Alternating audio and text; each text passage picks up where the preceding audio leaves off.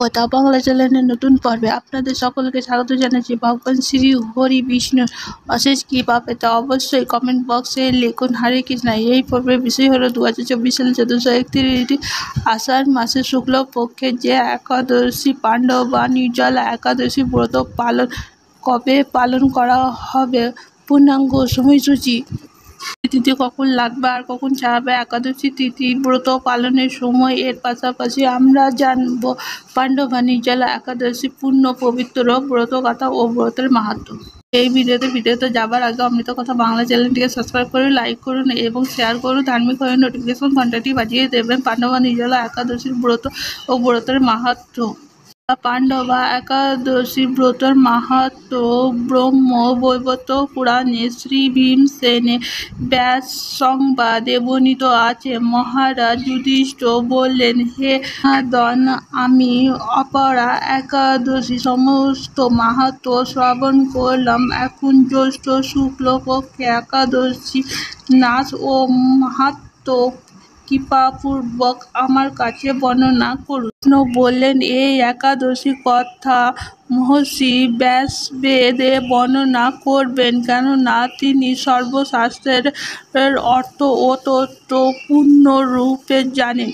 রাজা যুধিষ্ঠির ব্যাসদেবকে বললেন, মহিষী দ্বৈপায়ন, আমি মানুষের লৌকিক ধর্ম এবং জ্ঞানকাণ্ডের বিষয়ে অনেক শ্রবণ করেছি। আপনি যথাযথ ভক্তি বিষয়নী কিছু ধর্মকথা এখন আমার বর্ণনা করুন।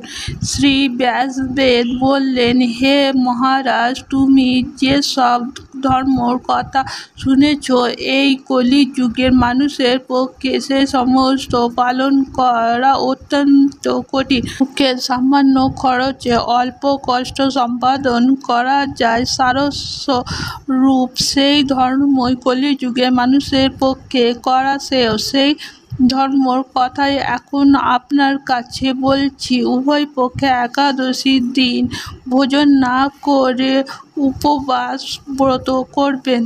দ্বাদশী দিনে স্নান করে শুচির শুদ্ধ হয়ে নিত্যকৃত্য সমাপনের পর শ্রীকৃষ্ণ অর্চনা করবেন। ব্রাহ্মণদের প্রসাদ ভোজন করাবেন। অশৌচাদিত্য এই ব্রত কখনো ত্যাগ করবেন না। যে সকল ব্যক্তি স্বর্গে যেতে চায় তাদের সারা জীবন এই ব্রত পালন করা উচিত।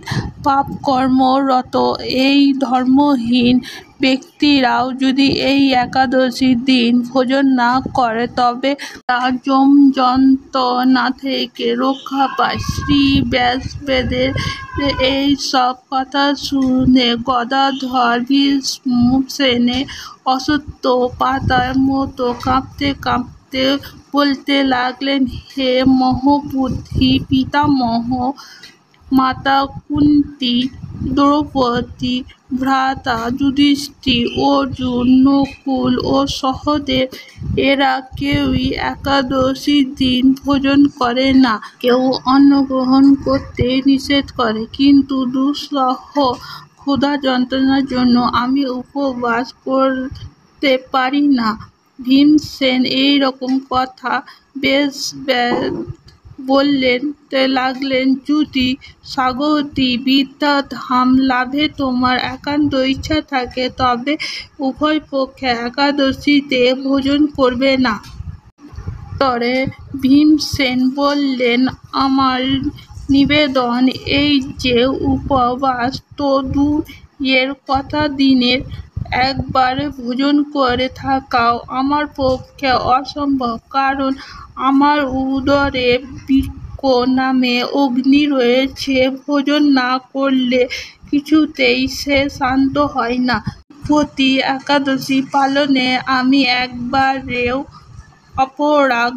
হে মহিষী, বছরে একটি মাত্র একাদশী পালন করে যাতে আমি বিদ্যাদান লাভ করতে পারি, এইরকম কোনো একাদশীর কথা কে নিশ্চয় করে বলুন। তখন ব্যাসদেব বললেন, জ্যৈষ্ঠ মাসের শুক্লপক্ষে একাদশী তিথিতে জল পান পর্যন্ত না করে সম্পূর্ণ উপবাস থাকতে হবে, তবে আচমনে দোষ হয় না।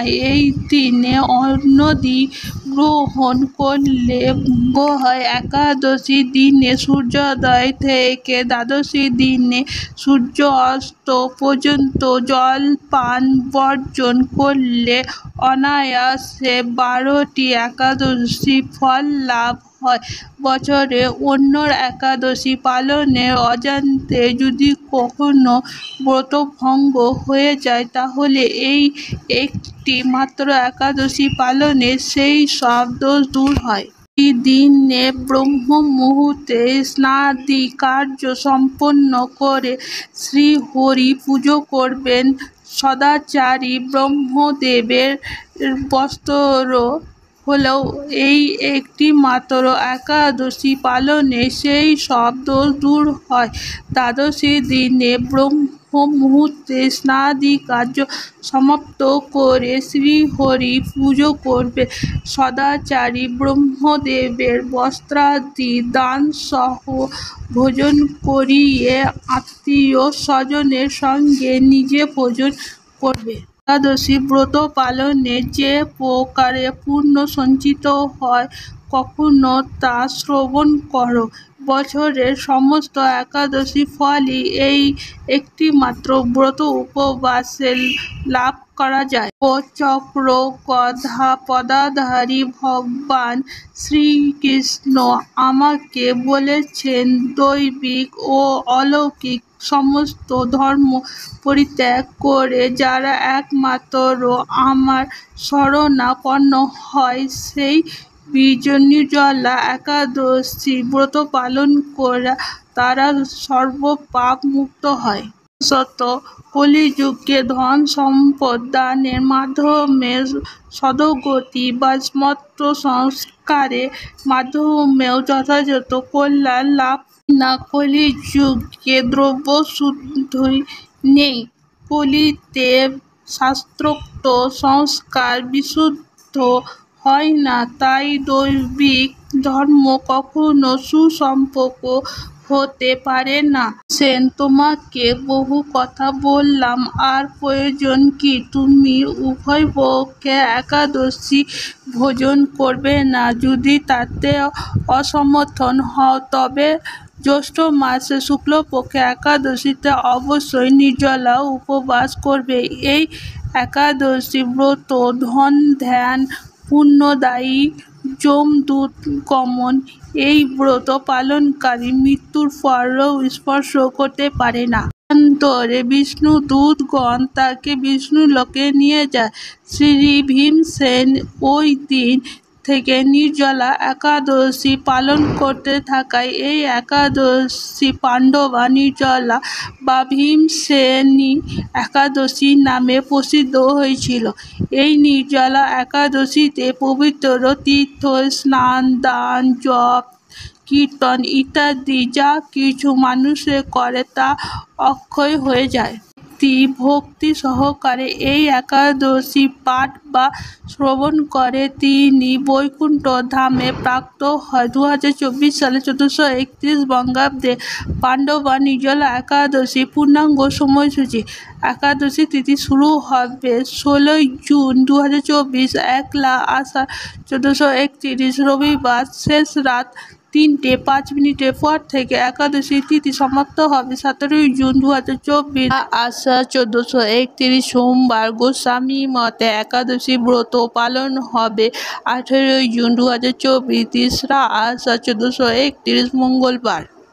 মতে নির্জলা একাদশী ব্রত পালন হবে 18 জুন 2024 তেসরা আষাঢ় 1431 মঙ্গলবার সকাল 10:15 পর থেকে দুপুর 12:09 পর্যন্ত।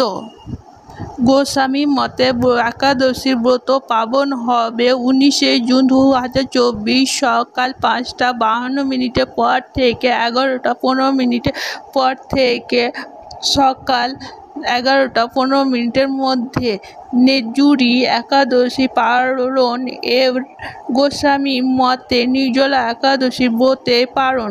জয় শ্রীকৃষ্ণ। অমৃত কথা বাংলা চ্যানেলের সঙ্গে থাকার জন্য অনেক অনেক ধন্যবাদ।